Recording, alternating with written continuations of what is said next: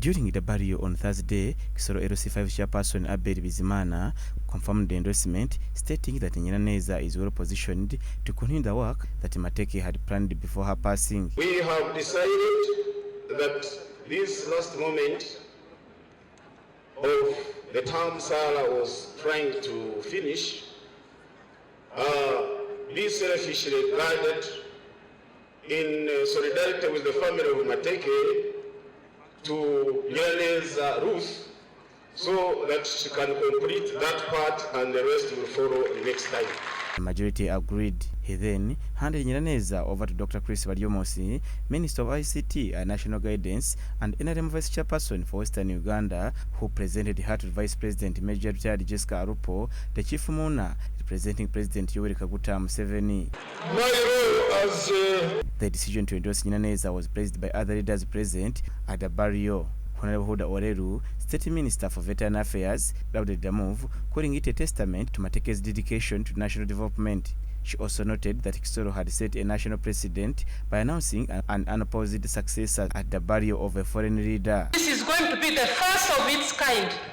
We have been losing members of parliament, but we have never received somebody to replace a member of parliament unopposed.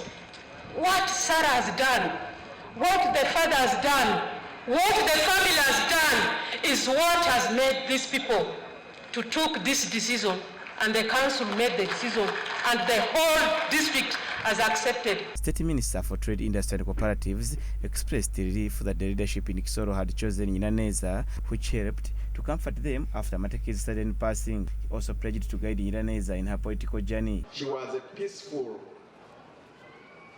member of parliament and minister, and we are grateful to God that the transition